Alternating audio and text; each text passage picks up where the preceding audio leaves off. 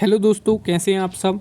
हम लोग देख रहे हैं important question Madhya Pradesh ADPO के लिए और यह रिवीजन सीरीज है। जैसा कि आपको पता है कि आपकी जो एग्ज़ाम डेट है एमपी एडीपीओ की वो बढ़ चुकी है, यानी उसकी अभी एग्ज़ाम डेट क्लियर नहीं है। 5 दिसंबर को आपका एग्ज़ाम होना था। तो अब हम लोग रिवीजन टेस्ट सीरीज देखेंगे और क्वेश्चन को जीके के और ज़्यादा से ज़्यादा क्वेश्चन देखेंगे ताकि एग्ज़ाम में आपके लिए काफ़ी हेल्पफुल हो। तो पहला क्वेश्चन है, इसमें आपको बताना है कि कौन सी घटना कब घटित हुई। इस टाइप के क्वेश्चन एमपीपीएससी अपने एग्जाम में पूछता है और एडीपीओ एग्जाम में भी आने की संभावना है कि जैसे दे देता है कि जंगल सत्याग्रह, झंडा सत्याग्रह या चरण पादुका घटना तो कब हुई, या इन्हें अरेंज करने भी दिया जाता है कि पहले कौन सी घटना घटित हुई। तो जैसे यहाँ पर है जंगल सत्याग्रह, झंडा सत्याग्रह, चरण पादुका घटना और भोपाल गैस त्रासदी। तो कौन सी घटना कब हुई, इस टाइप से क्वेश्चन बनता है। तो जंगल सत्याग्रह कब हुआ, 1930 में।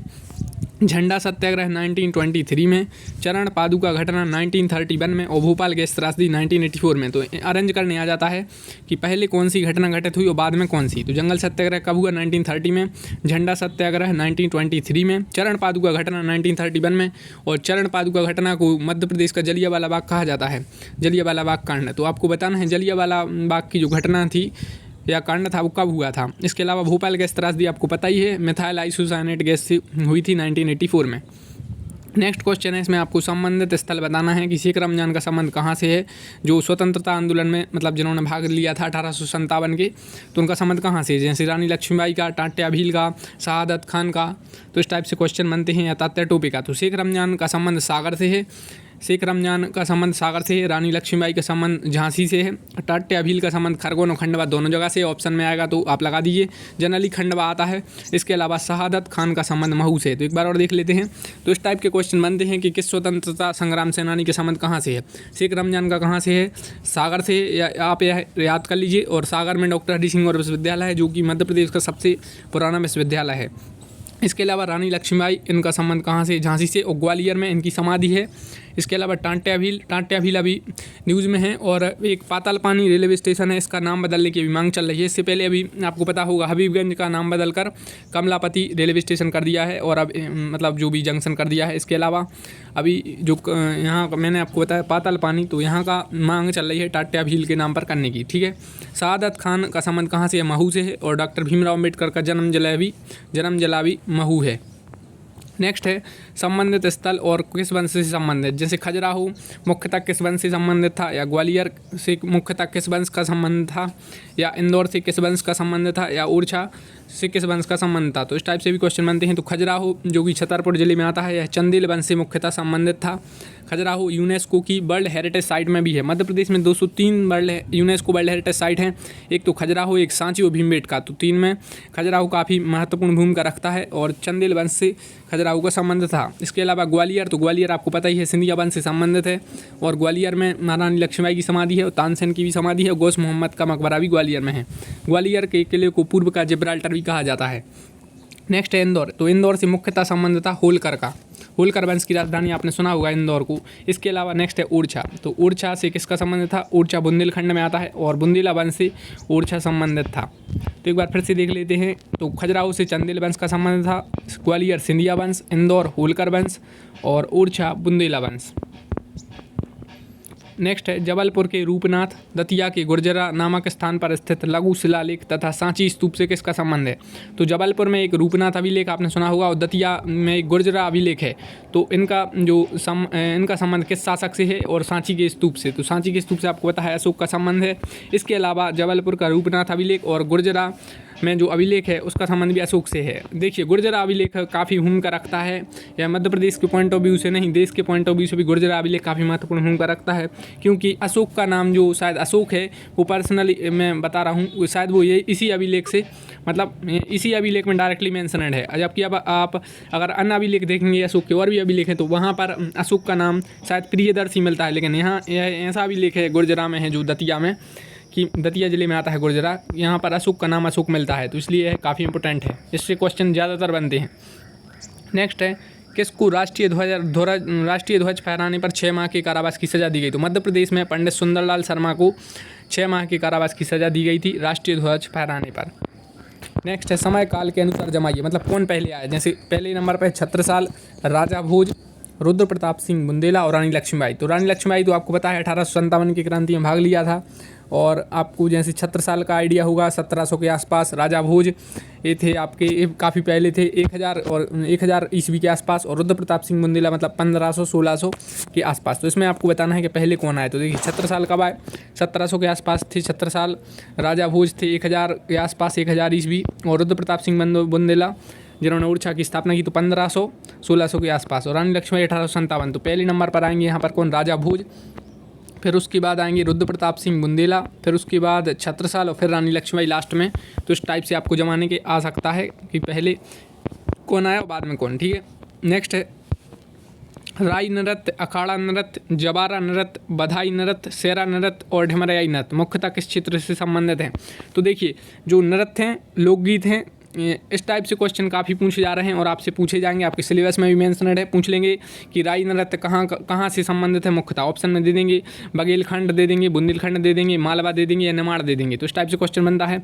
इसके अलावा MPPSC इस टाइप के क्वेश्चन भी पूछ लेता है कि काठी क्या है। डायरेक्टली एक बार एग्जाम में उन्होंने पूछ लिया था कि काठी क्या है या बधाई क्या है। ऑप्शन में दे देते हैं कि बधाई नृत्य है या लोकगीत है या लोकनाट्य है, जो भी इस टाइप से क्वेश्चन आ जाता है। तो आपको इस टाइप के टॉपिक को अच्छे से पढ़ना है कि राई नृत्य है और कहाँ पर मुख्यतः होता है। तो राई नृत्य है, अखाड़ा नृत्य है, बुंदेलखंड के फेमस नृत्य है, जबारा नृत्य है, बधाई नृत्य है, सेरा नृत्य है और ढमरियाई नृत्य है। ये मुख्यतः बुंदेलखंड क्षेत्र से संबंधित हैं। तो आपको बुंदेलखंड है, मालवा है, निमाड़ है, बघेलखंड है, इनके आपको नृत्य वगैरह, लोक नृत्य और लोकगीत, ये सब आपको अच्छे से इसको स्टडी करना है। नेक्स्ट है संजा गीत, हीड़ गायन, बरसाती वार्ता। तो मध्य प्रदेश के किस क्षेत्र से संबंधित है। तो इसके अलावा इस टाइप से क्वेश्चन भी बन जाते हैं। बुंदेलखंड की सबसे ऊंची चोटी कौन सी है, या जमाने को भी कभी कभार दिया जाता है कि जैसे बुंदेलखंड का पठार है या जो मालवा का पठार है या रीवा पन्ना का पठार है, इस टाइप के कि उत्तर से दक्षिण जमाई या पूर्व से पश्चिम। तो ये सब आप मैप में देख कर आप अच्छे से पढ़ सकते हैं इसको। तो मैप वाली क्लास अभी शायद हुई नहीं है, तो वो भी हम लोग देख लेंगे एक वीडियो में। तो संजा गीत, हीड़ गायन, बरसाती वार्ता ये मध्य प्रदेश के मुख्यतः मालवा क्षेत्र से संबंधित हैं। नेक्स्ट है काठी, फेपरिया और मंडलिया क्या है। तो अभी बताया था हमने कि इस टाइप के क्वेश्चन बन जाते हैं। तो जैसे काठी है, फेपरिया है और मंडलिया है, नृत्य है और निमाड़ में प्रसिद्ध है। निमाड़ एक क्षेत्र है, आपने अंडरस्टैंड किया होगा, निमाड़ एक क्षेत्र है। तो आप मैप में देखिए कि निमाड़ कहाँ है, क्योंकि इस टाइप से क्वेश्चन बन जाते हैं कि बुंदेलखंड कहाँ पर है। थोड़ा बहुत आपको आइडिया होना चाहिए कि बुंदेलखंड यहाँ पर है या निमाड़ यहाँ पर है या मालवा यहाँ पर है। इस टाइप के आपको थोड़ा बहुत आइडिया होना चाहिए, क्योंकि इस टाइप के क्वेश्चन भी अब बनने लगे हैं और एग्जाम की आपकी डेट बढ़ गई, तो लग रहा है कि कॉम्पिटिशन थोड़ा और हाई हो जाएगा। तो आपको थोड़ा और अच्छे से स्टडी करना पड़ेगा। तो काठी, फेपरिया और मंडलिया क्या है, ये नृत्य हैं यानी ये डांस हैं और निमाड़ क्षेत्र में है मुख्यतः प्रसिद्ध हैं। नेक्स्ट है नौटंकी, मनसुखा कहाँ का प्रमुख लोकनाट्य है। तो नौटंकी पहली बात तो एक लोकनाट्य है, आपको यह पता होना चाहिए। मनसुखा भी लोकनाट्य है और मुख्यतः यह बघेलखंड का लोकनाट्य है। नेक्स्ट है भगोरिया नृत्य किस आदिवासी समूह का नृत्य है। तो भगोरिया जो नृत्य है, भाषा भगोरिया, भाषा भील। तो भीलों का यह मुख्यतः नृत्य है। भील जनजाति मध्य प्रदेश की सबसे मतलब मध्य प्रदेश में सबसे ज़्यादा पाई जाने वाली जनजाति कौन सी है, तो जो भील जनजाति है। तो भाषा भील, भाषा भगोरिया। भगोरिया नृत्य भील जनजाति से संबंधित है। इसके अलावा इस टाइप के क्वेश्चन बन जाते हैं कर्मा नृत्य किस जनजाति से संबंधित है, तो आप कमेंट बॉक्स में बताएंगे। नेक्स्ट है पिछले दिनों रहा किनारे बैठ, जीप पर सवार लियाँ, फिर किसी बहाने, अंधों का हाथी, एक था गधा, तिलिस्म, मैं और केवल मैं आदि किन की रचना है। तो ये सब रचना है शरद जोशी की और ये मध्य प्रदेश से संबंधित हैं। तो आपसे एक आध क्वेश्चन बन सकता है, चाहे वो माखनलाल चतुर्वेदी की रचना से पूछ लें, चाहे वो शरद जोशी से पूछ लें या किसी और से पूछ लें, चाहे वो हरिशंकर परसाई से पूछ लें। तो एक आध क्वेश्चन आपको इस टाइप से बन जाएगा कि जैसे पूछ लेंगे वो के हेमकिरीटनी हेमतरंगिणी किसकी रचना है, या पूछ लेंगे आपसे कि मतलब कोई भी इस टाइप से आपसे एक आध दो क्वेश्चन आपसे इस टाइप के बन सकते हैं, क्योंकि पिछले एग्जाम में भी काफ़ी क्वेश्चन पूछे गए हैं जो MPPSC कंडक्ट करवाता है और अदर एग्जाम। तो इस टाइप से क्वेश्चन बन जाते हैं। तो शरद जोशी का संबंध मध्य प्रदेश से है, इसलिए इनकी जो रचना है इनसे क्वेश्चन बन सकते हैं। तो शरद जोशी है, माखनलाल चतुर्वेदी है, हरिशंकर परसाई, इनके आपको पढ़ना है। इसके अलावा थोड़ी बहुत आप सुभद्रा कुमारी चौहान वगैरह की रचना भी आप पढ़ सकते हैं। नेक्स्ट किन का संबंध मध्य प्रदेश से नहीं है। तो इनमें किन का संबंध मध्य प्रदेश से नहीं है आपको बताना है। जैसे ऑप्शन में कैलाश सत्यार्थी, अटल बिहारी वाजपेयी, पद्म श्री भूरी भाई, सुभद्रा कुमारी चौहान और जयशंकर प्रसाद। तो देख लेते हैं। सबसे पहले बात करते हैं किन का संबंध मध्य प्रदेश से नहीं है। तो ऑप्शन में पहले नंबर कौन है, कैलाश सत्यार्थी। दोस्तों कैलाश सत्यार्थी का तो संबंध मध्य प्रदेश से और विदिशा जिले से। इन्हें अभी नोबेल पुरस्कार मिला था 2014 में। इसके अलावा बचपन बचाओ आंदोलन से संबंधित था, तो ये तो मध्य प्रदेश से संबंधित है। नेक्स्ट अटल बिहारी वाजपेयी। अटल बिहारी वाजपेयी भी दोस्तों मध्य प्रदेश से संबंधित थे और ये 3 बार भारत के प्रधानमंत्री बने। ग्वालियर जिले से इनका संबंध था। इनकी रचनाएं भी काफ़ी अभी एग्जाम में पूछी जा रही हैं। वो अदर जैसे ये MP लेवल के अदर एग्जाम होते हैं, जैसे ये पुलिस वगैरह एग्जाम, तो इसके जो प्रीवियस ईयर अगर आप पेपर देखेंगे तो इसमें काफ़ी क्वेश्चन इस टाइप से पूछे गए हैं। ये जो इनकी रचना है, अटल बिहारी वाजपेयी की जो जन्म दिवस पर सुशासन दिवस मनाया जाता है, तो इस टाइप से क्वेश्चन बनते हैं, तो ये भी आपको पढ़ना है। नेक्स्ट है पद्मश्री भूरीबाई, तो इनका संबंध तो मध्य प्रदेश से है और ये आर्टिस्ट हैं, भील आर्टिस्ट हैं और इनका संबंध मध्य प्रदेश से। नेक्स्ट है सुभद्रा कुमारी चौहान और जयशंकर प्रसाद, तो इनमें कन्फ्यूजन है, लेकिन सुभद्रा कुमारी चौहान मतलब इनका जन्म तो हुआ था यूपी में, लेकिन ये भी मध्य प्रदेश से संबंधित थी, तो इसलिए ये भी राइट है। नेक्स्ट है जयशंकर प्रसाद। जयशंकर प्रसाद का संबंध दोस्तों यूपी से है, तो इसमें बताना क्या था अपन के लिए, किनका संबंध मध्य प्रदेश से नहीं, तो कैलाश सत्यार्थी का तो है, अटल बिहारी वाजपेयी का है, पद्मश्री भूरीबाई का है, सुभद्रा कुमारी चौहान का भी है, जयशंकर प्रसाद का नहीं है। और सुभद्रा कुमारी चौहान की एक फेमस कविता है झांसी की रानी, वो क्वेश्चन काफ़ी पूछा जाता है, MP के एग्जाम में तक पूछ लेते हैं कि झांसी की रानी कविता किसने लिखी, तो सुभद्रा कुमारी चौहान ने लिखी। इसके अलावा जयशंकर प्रसाद की भी आपने 1-2 रचनाएँ सुनी होंगी, मुझे याद नहीं आ रहा है, तो इनकी भी जो काफ़ी पूछी जाती हैं। नेक्स्ट है कौन सी नदी उत्तर दिशा की ओर नहीं बहती, तो देखिए मैप बेस्ड क्वेश्चन आपसे इस बार एग्जाम में मुझे लग रहा है पूछे जा सकते हैं, तो आपको मैप अच्छे से पढ़ना है। तो कौन सी नदी उत्तर दिशा की ओर नहीं बहती, नदी से इस टाइप के क्वेश्चन बनते हैं कि नदी पे कौन से बांध हैं, कौन सी परियोजना चल रही है और नदी की जो सहायक नदी कौन सी है, तो इस टाइप के क्वेश्चन आपको पढ़ना है। कौन सी नदी उत्तर दिशा की ओर नहीं बहती, तो ऑप्शन में पहले नंबर है बेतवा, चंबल, सोन और बैनगंगा। तो बेतवा नदी तो उत्तर की ओर जाती है, क्योंकि बेतवा यमुना की सहायक नदी है और यमुना गंगा में, तो मतलब ये उत्तर की ओर जा रही है यूपी साइड। चंबल मध्य प्रदेश राजस्थान और फिर ये यूपी में जाती है, तो चंबल भी यमुना की सहायक नदी है, ये भी उत्तर दिशा की ओर बह रही है। नेक्स्ट है सोन नदी MP में, फिर यूपी में और फिर बिहार में पटना के आसपास गंगा में जाती है, तो ये भी मतलब उत्तर दिशा की ओर बह रही है। नेक्स्ट बात करते हैं बैनगंगा, तो ये गोदावरी की सहायक नदी है। गोदावरी मध्य प्रदेश कहाँ पर है, दक्षिण में है, तो बैनगंगा इसका राइट आंसर है। मतलब कौन सी नदी उत्तर दिशा की ओर नहीं बह रही है, तो बेतवा तो बह रही है, चंबल भी बह रही है, सोन भी बह रही है, बैनगंगा इसका राइट आंसर है। नेक्स्ट है पूर्व से पश्चिम जमाइए, तो पूर्व से पश्चिम जमाना है, तो सबसे पहले आप ये जानते हैं कि सेंटर पॉइंट है, ऊपर क्या होता है उत्तर, नीचे दक्षिण, ये पूर्व ये पश्चिम, तो ये सब आप जानते हैं, पिछली वीडियो में हम लोग देख चुके हैं। अब क्या यहाँ पर क्वेश्चन में पूछा गया है कि पूर्व से आपको पश्चिम जमाना, इस टाइप के आपसे मैंने पहले बताया था क्वेश्चन बन सकते हैं, तो आपके एग्जाम में इस टाइप क्वेश्चन आ सकते हैं, आपको अच्छे से प्रिपेयर करना पड़ेगा। तो पहले नंबर पर है राजपीपला की श्रेणी, दूसरे नंबर पर है ग्वालीगढ़ श्रेणी, तीसरे पे है महादेव श्रेणी और चौथी पे मेकाल श्रेणी। कहाँ पर जमाना हमें, पूर्व से पश्चिम, तो पूर्व से पश्चिम जमाना, इसके लिए आपको मैप देखना पड़ेगा। मैं तो आपको डायरेक्ट आंसर बता सकता हूँ, लेकिन अपन को मैप देखना पड़ेगा उसमें कहाँ पर कौन सी श्रेणी है। तो ये देखिए, जैसे यहाँ पर ये है मैकाल श्रेणी और पूर्व से पश्चिम जमाना है, तो अपन को इस साइड से इस साइड अपन को जाना है, तो ये है मैकाल श्रेणी। इसके बाद ये पे यहाँ पर महादेव श्रेणी, ये है ग्वालीगढ़ श्रेणी और यहाँ पर ये है राजपीपला श्रेणी। तो पूर्व से पश्चिम ऐसा होगा, पहले पे मैकाल आएगी, फिर महादेव श्रेणी, फिर ग्वालीगढ़ श्रेणी और फिर राजपीपला श्रेणी। यहाँ पर देखिए आप मैप आप देख रहे हैं, ये MP का, इस टाइप से क्वेश्चन बनते हैं कि कहाँ पर कौन से मतलब जो पहाड़ हैं ये भी जमाने के लिए आ जाते हैं, जैसे पठार आ जाती हैं जमाने। अभी एक एग्जाम में उन्होंने पूछा था पठार जमाने के, रीवा पन्ना का पठार पूछा था और मालवा का पठार और आबली पर्वत श्रेणी, तो उन्होंने पूछा था कि आप पश्चिम से पूर्व जमाइए। तो किसी टाइप में भी आपको यह जमाने के लिए क्वेश्चन आ सकते हैं। नेक्स्ट क्वेश्चन है 11वीं अनुसूची संविधान में कब जोड़ी गई और इसमें कितनी संख्या है।